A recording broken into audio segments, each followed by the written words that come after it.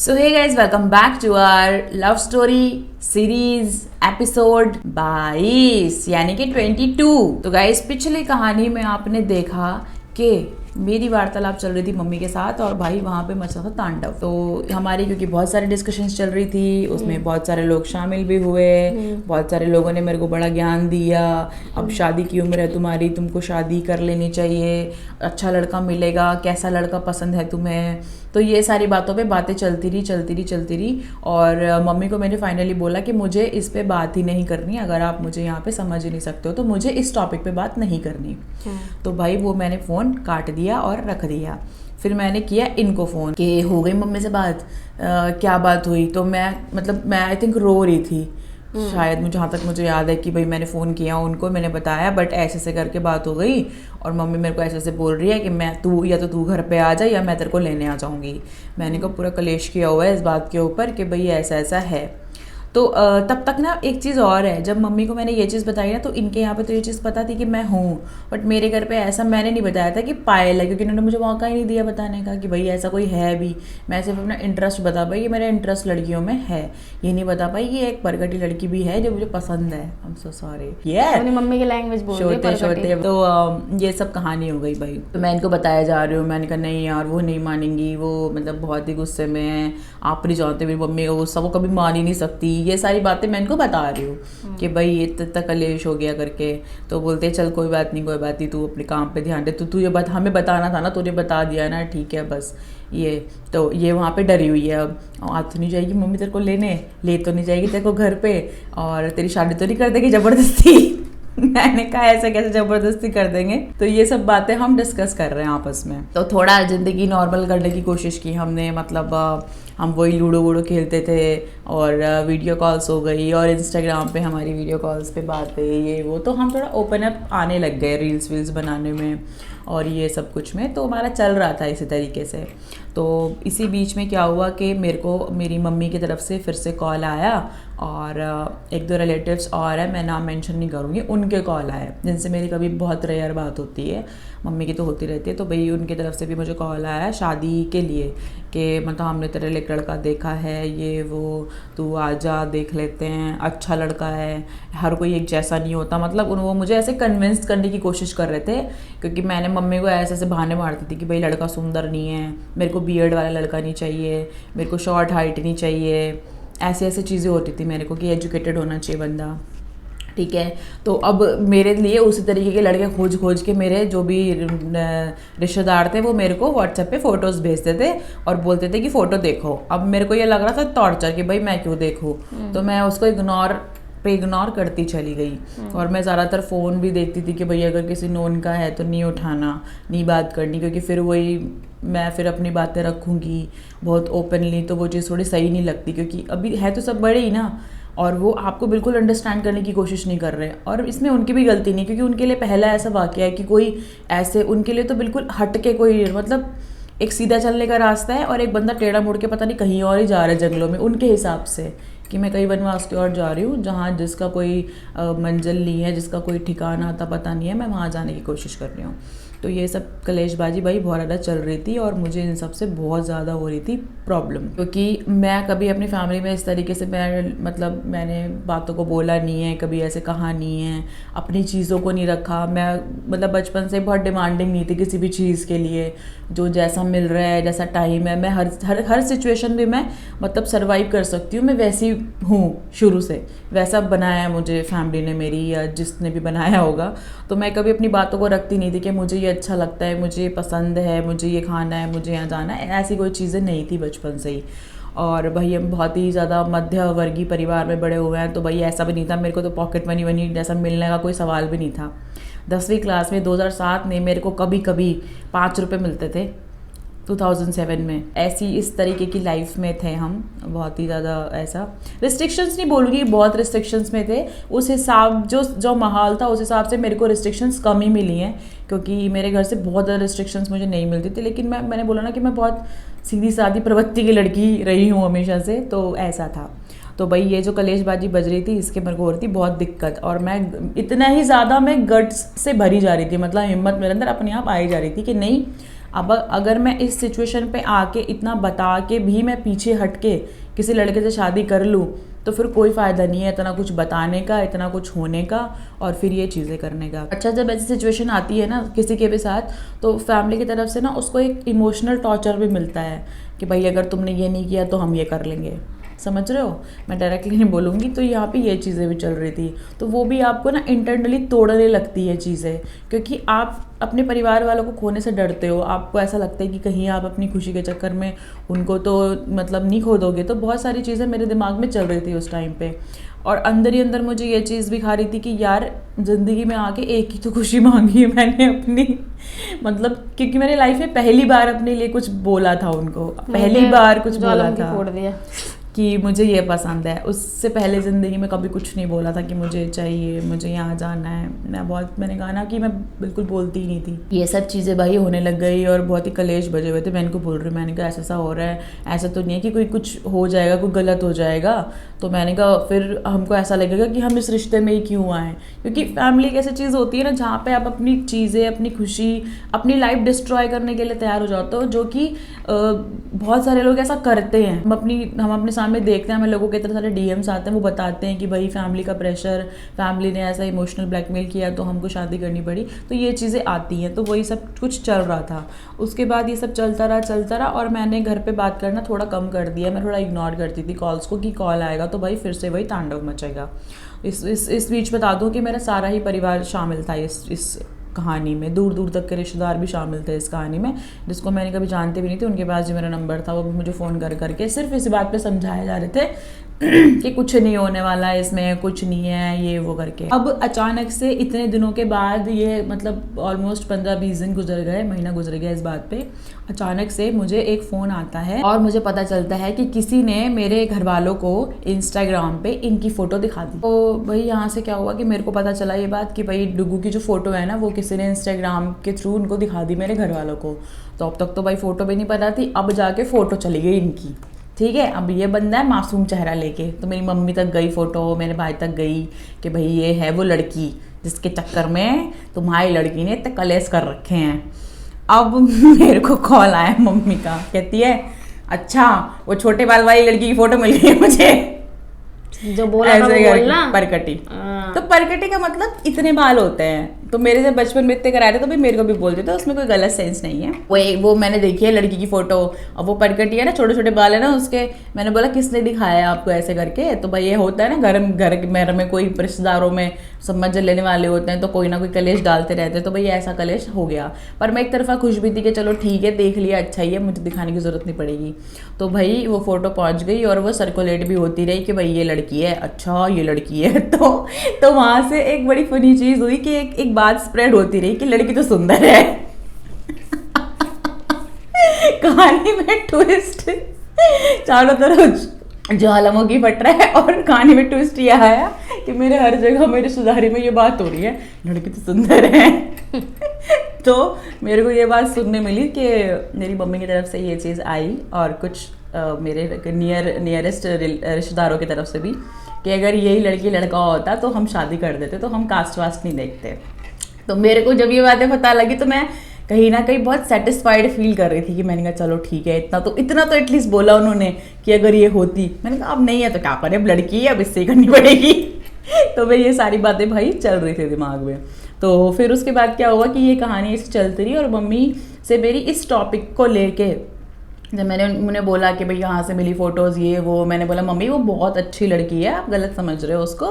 मतलब उन्होंने कुछ ऐसा अगेंस्ट नहीं बोला था, लेकिन मैंने उनको समझाया कि वो बहुत ही अच्छी पढ़ी लिखी और समझदार लड़की है, मुझसे कहीं ज़्यादा समझदार है। मैंने उनको ये चीज़ कन्वे की। तो मैंने बोला कि मैंने ऐसा तो नहीं कहा कि मैं शादी अभी करके बैठ रही हूँ और मैं आ रही हूँ, मतलब ये मेरे समझाने के पॉइंट्स थे उनको। लेकिन मुझे वो पसंद है और मुझे शादी नहीं करनी, चाहे मैं उससे करूँ या ना करूँ, लेकिन मेरे को लड़के से शादी नहीं करनी। मेरी लाइन्स ये थी उनके सामने कि चाहे मैं इससे शादी करूँ या ना करूँ, मैं इसके साथ रहूँ या ना रहूँ, लेकिन मुझे किसी लड़के से शादी नहीं करनी, चाहे मुझे मतलब लाइफ अपनी अकेले ही निकालने पड़े। तो ये सारी बातें होने के बाद क्या हुआ कि थोड़ा सा माहौल ठंडा हो गया घर पे, तो मम्मी के फ़ोन बहुत कम आते थे, तो जब भी आते थे बस हालचाल के लिए, अदरवाइज ऐसा कुछ एक्स्ट्रा उन्होंने पूछा नहीं मुझसे।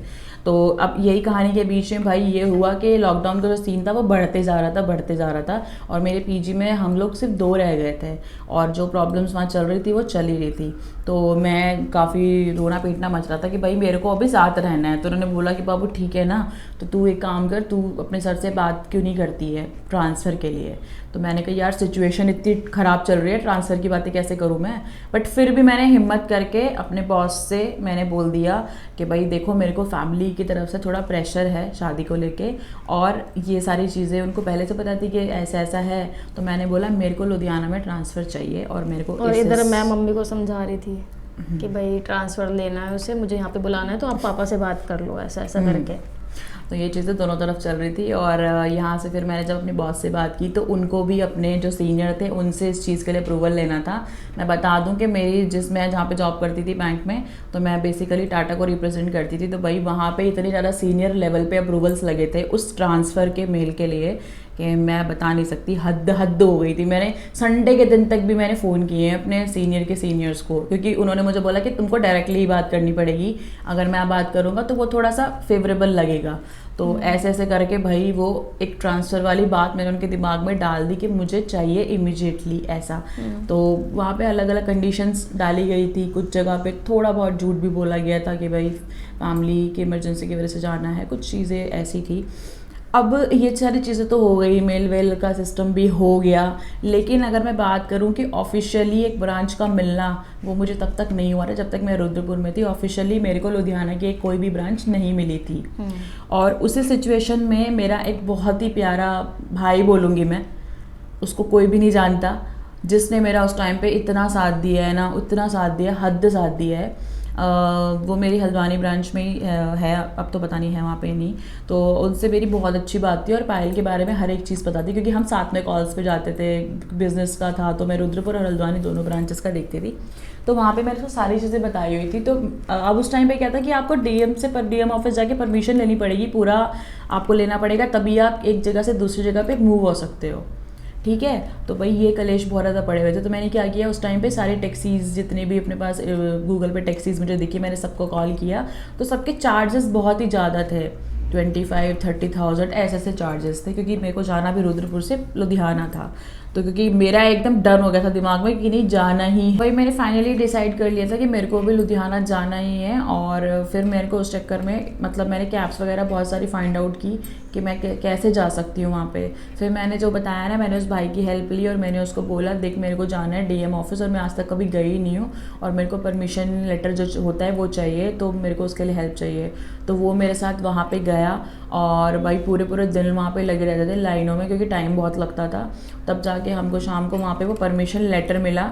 वहाँ पे हमने डेट वेट बताई पूरी, और जो गाड़ी मैंने बुक की वो भी मैंने उसी भाई के थ्रू बुक की थी, एक लोकेशन से अपने नियर बाय पड़ता है, तो वहाँ से मैंने वो गाड़ी बुक की थी। तो मैंने सारी चीज़ें उसी के हाथ में दे दी थी, मतलब पेमेंट्स ये सब कुछ देखना, क्योंकि मेरे को इतनी ज़्यादा नॉलेज नहीं थी और मैं लाइफ का पहला इतना लॉन्ग ट्रैवल करने वाली थी गाड़ी से अकेले, क्योंकि मुझे वोमिटिंग का इशू था तब तक बहुत ज़्यादा, तो मैं नहीं कर सकती थी।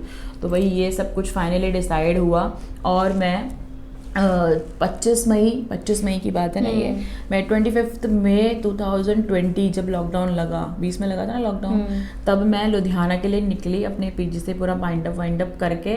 अब मैं एक्साइटेड तो थी ही जाने के लिए, लेकिन मैं डर में भी थी कि भाई बहुत सारी चीज़ें हो रही है। उस टाइम पे क्या था कि अगर आपको आपकी बॉडी ज़रा भी हीट कर रही है या आपको चक्कर फीवर ऐसा कुछ भी हो रहा है ना भाई, तो जिस जगह में आप हो ना रास्ते में, वहीं पे आपको उतार के क्वारंटाइन कर लेंगे। तो मेरे को बहुत ज़्यादा घबराहट हो रही थी इस बात की, और ये मुझे समझाया जा रहा था कि भाई तू नॉर्मल रहना। मेरी पीछे की आंटी बहुत अच्छी थी, तो जिस दिन मैं जा रही थी वहाँ से तो वो बहुत ज़्यादा रोई और नंबर लिया मेरा, मेरे को बोलती तो आए तो मिलना, और मेरे को खाना बांध के दिया प्रॉपर ऐसे। और फिर मैं गई भाई, वहाँ से निकले हम, निकलते रास्ते पहुँचे, फिर जाके मेडिकल करवाया, एक जगह जाके पहले मेडिकल कराया। पता नहीं क्यों वहाँ पे आंखों का भी टेस्ट हुआ था, मैंने आपको बताया उस टाइम काफ़ी सारे टेस्ट हो रहे थे। तो वो पूरा बनवा के हम वहाँ से निकले, और रास्ते में इतने ज़्यादा चेकिंग पॉइंट्स थे। वो अच्छा था कि जिस गाड़ी से मैं गई थी वो एक प्राइवेट नंबर था, तो उससे इतनी ज़्यादा प्रॉब्लम नहीं आ रही थी, क्योंकि टैक्सीज़ को ज़्यादा वो कर रहे थे वो, क्योंकि टैक्सी नंबर एक होता है ना कि भाई बाहर से ही आ रहा है कोई यात्री आ रही है, तो इस चक्कर में दिक्कत थी। तो मेरे को हर जगह पे यही कहना पड़ा कि मैं घर जा रही हूँ। फिर मैंने उनसे एड्रेस लिया प्रॉपर, क्योंकि वो पूछते हैं कि किस जगह कहाँ पे।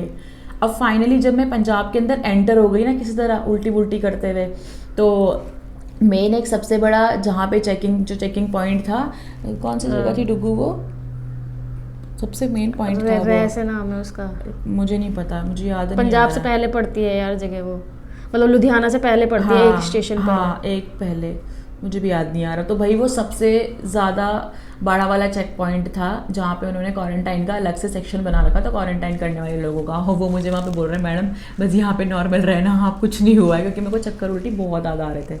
तो भाई वहाँ की जब चेकिंग प्रोसेस हुई, ऑलमोस्ट आधा 1 घंटा लग गया उसमें, और वो जब फिनिश हुई, जब उन्होंने मुझसे वहाँ पे फाइनल एड्रेस लिया, फ़ोन नंबर लिया, लोकेशन ली, हर चीज़ ली, उसके बाद उन्होंने मुझे वहाँ से जाने दिया और उन्होंने मुझे बोला कि 14 डेज़ के लिए आप घर में ही क्वारंटाइन रहोगे, आप बाहर नहीं निकल सकते, क्योंकि जो आपका फ़ोन होता है उसकी लोकेशन ट्रैक होती है कि आप कहाँ पर हो, ऐसे करके चीज़ें होती थी उस टाइम पे।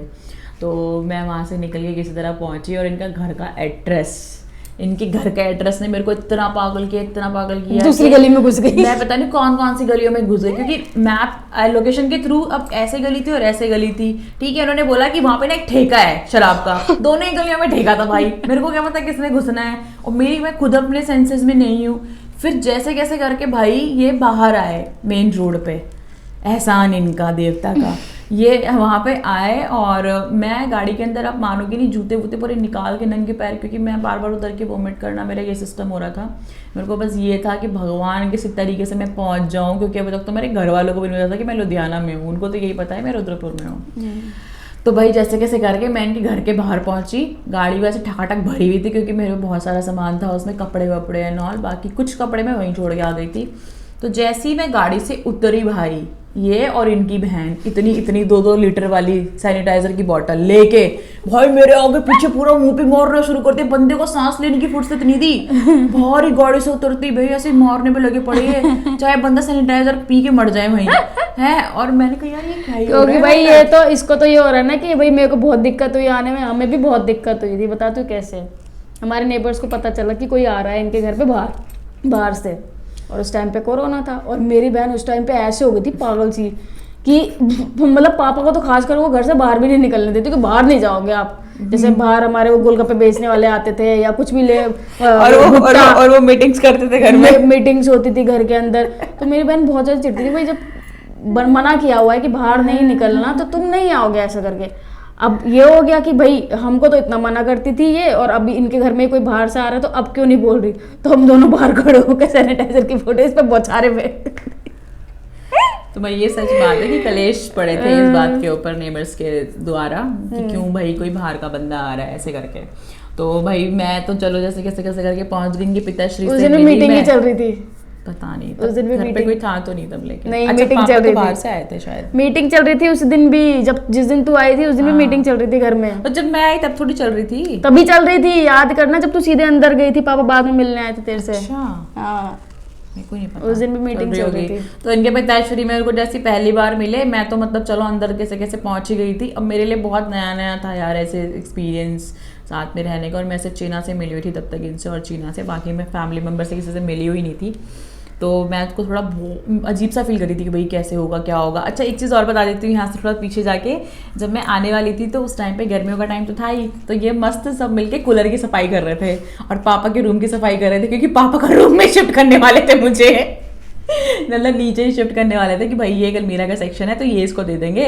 और इन्होंने एक सेक्शन बनाया कि यहाँ पे तो अपनी वॉच मेकअप का सामान रखना, लेकिन अनफॉर्चुनेटली जो मेरी मेकअप की पूरी किट थी जिसमें गिनी चुनी लिपस्टिक और मेरी वॉच थी जो मैंने उतार के रखी हुई थी, वो पूरी की पूरी उस गाड़ी में ही छूट गई। और फिर पूछने पर उन्होंने भैया ने साफ मना कर दिया कि मेरी गाड़ी में नहीं थी, इट्स ओके। तो भाई ये सब कांड हुआ। तो भाई ये कूलर वूलर साफ कर रहे हैं आराम से, और मुझे फोटोज आ रही है कि ये कूलर वूलर साफ कर रहे हैं, कि गर्मी का टाइम था तो मतलब हवा की वजह से कि देख यहाँ पे लगा दिया मस्त पानी भर दिया उस टाइम पे शायद एक ही रूम में सिर्फ एक ही रूम में ऐसी था। हाँ तो इसीलिए ऐसा प्राइवेट टाइम भी चाहिए होता है ना बंदी को।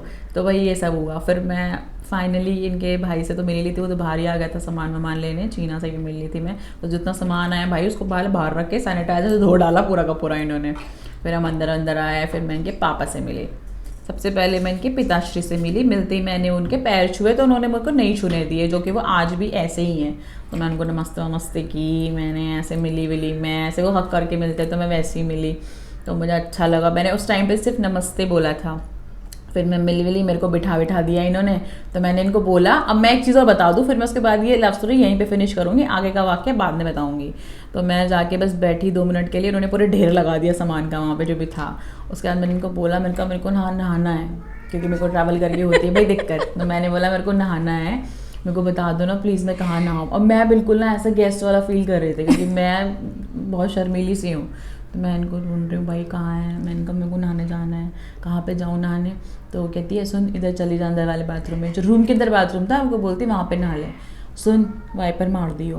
मेरे को इतना अजीब फील हुआ कि ऑब्वियसली मैं नहा के आऊंगी, या मैं वहाँ पे पानी अगर यूज कर रही हूँ तो मैं फ्लोर पे यार थोड़ा पास्ट एक्सपीरियंस खराब डाल के ही आऊंगी ना, वो थोड़ी डाल के ही आऊंगी ना भाई, समझो। वाइपर मार के ही आऊंगी मैंने भी कुछ सोच के ही बोला होगा ना, मैंने भी कोई ऐसे तो नहीं बोल दिया होगा। अब तुमने पहली लड़कियां ऐसे चुनी है, तो हम क्या करें जिनको वाइपर मारना नहीं आता होगा। हैरी कौन सी थी वे जिन्हें वाइपर नहीं मारना आता।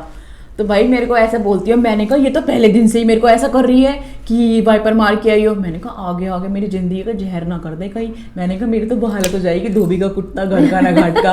मैंने कहा घर वाले अब पिछवाड़े पे लात मारेंगे, और मैंने कहा ये यहाँ से निकालेंगे। मैंने कहा भाई ये नहीं टिकेगी मेरे साथ, मुझे लगा इसके आसार। अभी कह रही है वाइपर मार के आई हो है। तो ये कहानी हो गई भाई, मेरे दिमाग में यही चल रहा था नहाते हुए। अब इसके बाद की कहानी क्या हुई, क्योंकि अब इनका पूरा परिवार इकट्ठा होने वाला है और हम साथ बैठने वाले हैं। तो आगे की कहानी में क्या हो मैं आपको बताऊंगी नेक्स्ट एपिसोड में। ये थोड़ा खिंच गया है, इसलिए बीच बीच पे काट भी देंगे, तो बोर फील मत करना। तो आगे की कहानी हम आपको बाद में बताएंगे। चलो थैंक यू। मेरे को तो बोलने नहीं दिया इसने। आपने बोला ही नहीं। जब तूने बोलने ही नहीं दिया मैं क्या करूं। चिढ़ती रहती है मेरे पे, पता नहीं क्यों। इतना लंबा खींच देगी एक बात को, देख लो पॉइंट टू पॉइंट बात बताया कर। यार मैं कोई रट के मेरे को बता दो आप लोगों को कैसी love story, point two point चाहिए या खींच के चाहिए भाई। गाइस बता देना रट के चाहिए, क्योंकि मैं स्क्रिप्ट रट के नहीं, स्क्रिप्ट क्यों लिखनी है भाई इसमें। मेरा मतलब है कि एक पॉइंट को खींच मत। जब हम लव स्टोरी पे बैठते हैं ना यहाँ पे, तो मैं उस चीज को पूरा वहां पे उस सिचुएशन में जाके बताती हूँ कि ये हुआ।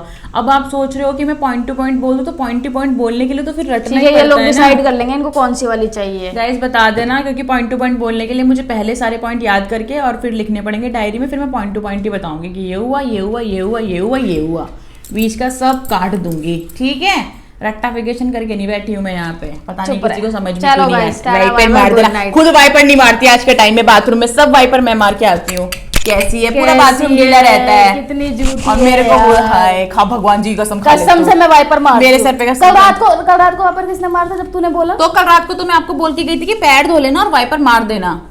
यार कैसी झूठी है ना, बहुत झूठी है बाबू तू। तेरे पे तो भरोसा ही नहीं रह गया मुझे, अब बता रही हूँ मैं।